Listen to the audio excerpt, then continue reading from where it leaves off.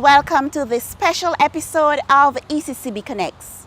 We're partnering with the National Television Network of Saint Lucia to continue our discussion on retirement planning. Thecla Deterville will chat with Economist Embert St Juste, co-owner of Vibe Radio Elijah Williams, and Business Development Officer Egbert Stevens. Stay with us. We'll be right back. Here we go. Start securing your golden wealth and health right now. Savings, insurance, investments, yes, that's how. Be wise and plan for your retirement. Yes, it will help you make the right adjustment. Life will always be about long hours working. So your retirement, you must start visualizing. Envision what you want while your working days unfolding. So you can truly make those golden years golden. Come here, we start now. While we young, strong and healthy. Come here, we start now. Don't wait till you reach 60. Come here, we start now. Plan for your retirement. Come here, we start now. Feel your golden years with enjoyment. We will begin with the gentleman who is transitioning. Yeah. You're in the process of, what has been the thought process to get you to where you are now? What has been the thought process? Yes. What are the things that sort of kept you up at night? Yes. Well, for me, life begins at retirement. And I say so because, as most persons would be aware, in the public service, the retirement age is 55. And I think most people would agree that 55 years is relatively young. It's a relatively young age for one to retire. So, I think as part of the preparation for retirement, for me personally, I prepared myself for it by upgrading my skills and by putting together things, a number of things to allow me to retire and to take on a new life, basically, after retirement. So for example, I'm an economist, so I would have much experience in advising the government on various economic policy matters. So I would have taken the opportunity to upgrade my skills in various areas, so that after retirement I can go into consultancy, I can go into business, or even take on a new role in a different capacity. I also plan to do some voluntary work because I think that after being in the system in my case, for almost 36 years, I think it's time to give back to society, and I would really like to provide an opportunity to volunteer in a different capacity to allow me to give back. So I think that is very important, and to do something different, something that you enjoy, at the same time you feel rewarded in giving back to society. In terms of time, you from a perspective of an entrepreneur, you're a young man and you've started your own business. You, in the perspective of a business development officer, you obviously advise people on a regular basis, and you see people who have transitioned, who are in the transition process, deciding to start their own business. What comes to you in terms of the time frame that is required to make the right decisions? Some persons may decide they want to retire at 50.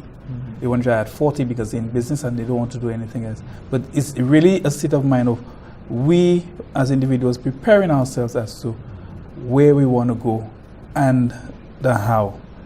Now, as a business development officer, I tell people, especially when it comes to business persons, we encourage them to put something aside for your retirement. Do that human resource planning early as to what do you want to do, when you want to do it, and prepare for it. Because most times, persons are just confronted with, hey, retirement has come upon me, and they have not given it any thought as to what is going to happen then. So it's really something I think that persons need to take stock of, even in the middle, when they just transition from youth between 35 and 40. From since then, start to plan for yourselves. What do I want to do when I retire? Do I want to become a business person? Do I want to go into agriculture? Do I want to tour the world? Do I want to just sit back and spend time with my grandchildren or my children? What do you want to do? And I think that is the important thing. When you have decided what you want to do, then now you can start planning towards it. I don't know if Elijah, Okay, let's see what Elijah has to say. As a young man, young entrepreneur. Let me just start off by saying to Mr. Stevens that ripe is the start of the decaying process. So I don't know if you want to use ripe as there.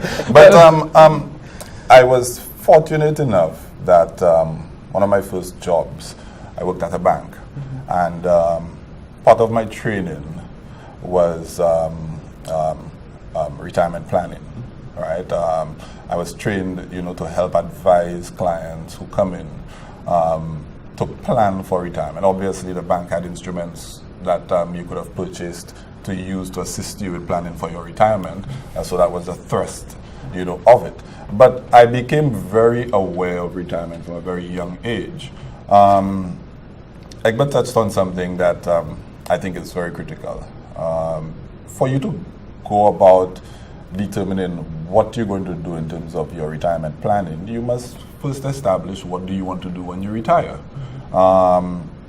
As he indicated, do you plan on traveling the world? Do you plan on just staying home and relaxing? Do you plan on establishing a little garden in your backyard, etc.?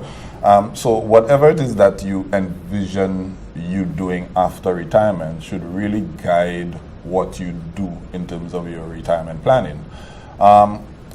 I personally, I don't think it's ever too soon to start retirement planning. For a simple reason, the sooner you start, the less you have to input to get to where you want.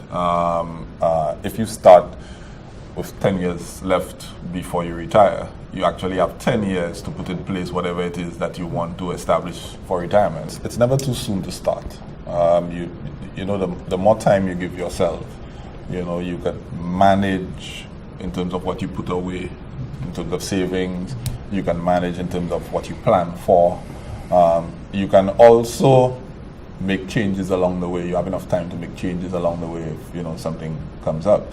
So I from a personal standpoint, I've been thinking of retirement from as young as 20 years old. For me, my ultimate retirement plan would have been to be self-employed, to establish a business that could go on generating revenues for me even after I've decided to retire.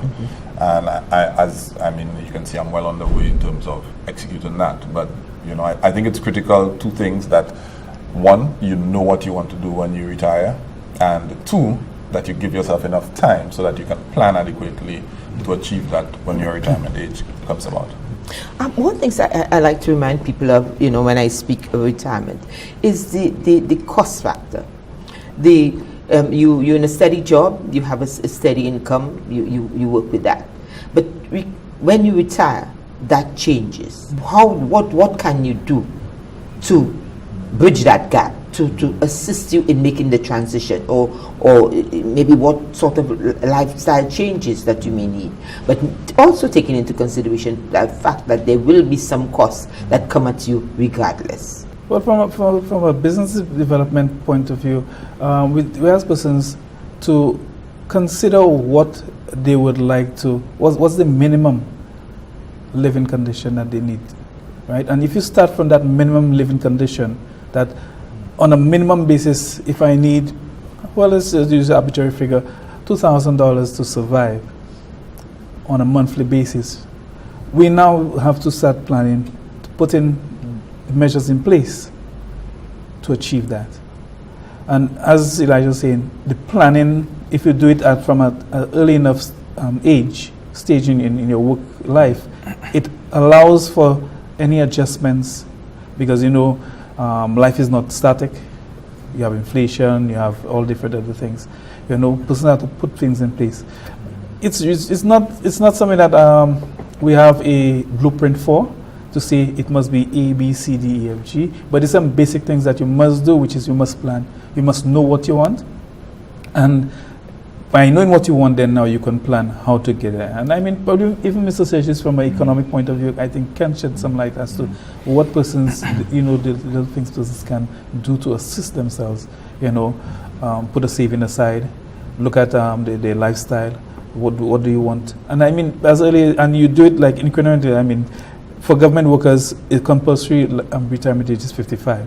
So by the time you get to 50, 45, going to 50, you're supposed to be putting things in place as to what you want to do, how you want to get it done. What grade you are in the government service, look at the salaries, find out from the government service what would be the income you would have achieved if you were to retire at that age, at that level, so you know what's coming, and now you could put your expenses in perspective. If you have mortgage to pay, whatever, if you want to go into business, what will be the cost coming? You have agencies like Small Business Development Center, SEDO, that you could come to, find out what it is. If I want to go into a particular kind of business, what would it require, and that way you prepare yourself. And that's basically the economics of it. Right, Mr. Stevens? Yeah, I would like to take off from where Mr. Stevens left off. So from a government employee perspective, one of the advantages of, well, two actually, is that number one, the retirement age in government is fairly low. 55, I think, is relatively young. And number two, working in government, you tend to get a lot of experience in various aspects of whether it's business or in the technical field. So you'd be well qualified in terms of your, not just your academic achievement, but your experience as well, because there are a lot of training opportunities in government. So therefore, when you retire, I believe, particularly at the professional level, persons at the professional level, they have a lot of experience in terms of, various options, whether they want to go into investment, whether they want to go into managing the business, whether they want to go into consultancy, whether they want to have another full-time job. So I think it gives them a broad range, as I say, particularly at the professional level, in terms of the options that are available to them. So I think that would equip them to consider one of those options. What happens to the non-professional? How does the non-professional prepare themselves for retirement? I think the key word that has been used here, it's recurring, is investment. It is not sufficient for you to think that you can simply pile up monies on your savings account, and then when you retire, you will live off of that. Who knows how long you're going to live after retirement? What if you get to the age of 100, which might constitute ripe at that time? but if you get to 100 and you retire at 55, do you have enough savings saved up for you to live for another 45 years?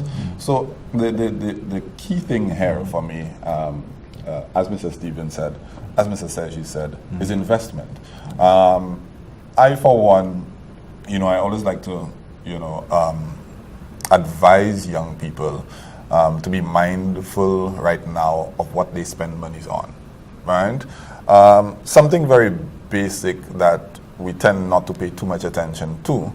Are you spending on your monies on stuff that appreciates in value, or are you spending money on stuff that depreciates in value, right? So as a young person, I advise other young people, if you want to buy yourself a gift, why not buy a piece of jewelry?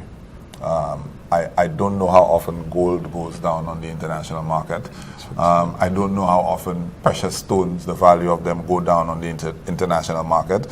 So a piece of jewelry that you may have bought for $500 now, in the next 15, 20 years, maybe 3-4 times that value. That's an investment. It may seem on the surface that you're just treating yourself, which it also serves that purpose, but effectively you are making an investment. Why not purchase a piece of land as opposed to changing your vehicle for changing your vehicle's sake? So if we think along those lines from a very young age, it's not just about piling monies up on a savings account, because I may not have $100,000 saved up on a savings account, but I have land that I can now put up on the market and redeem it for cash. I have precious stones, I have precious jewelry that I can go back and redeem if the need arises. So investment, I think, is the key thing here. It's not just about saving. People often think of retirement as, I must save for retirement. You must invest for retirement, because inevitably what you want to do is to continue to have a revenue stream that is coming to you. As you indicated, your pension may be a shade of what your salary is. Well, and yes, you may find yourself in a scenario where when you retire, your expenses may decrease. You may not have your kids at home anymore. They may have left the house and gone out, and your usage at home may be a little less, etc. However, your lifestyle, and that is where having an appreciation for what you want to do when you get to retirement age comes in. You mentioned the whole question of, expenses may decrease, but we also need to look at the possibility of where the expenses increase. So your income in terms of what your spending power may reduce because of what comes in, but there's also the possibility of increases, particularly if people have not paid off their mortgages by the time they've retired. So what do you suggest in terms of how do people prepare for those eventualities? Well, the preparation for this eventuality, people have to be mindful of their health, as well as the assets that they acquire in the period where they seem to be making the most income.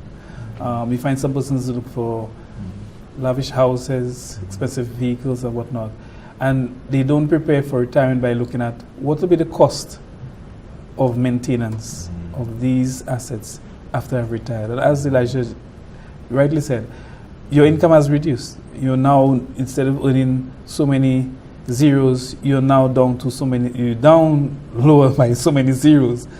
A person has to be aware of how can I use those assets to earn income. Can I sublet part of my house?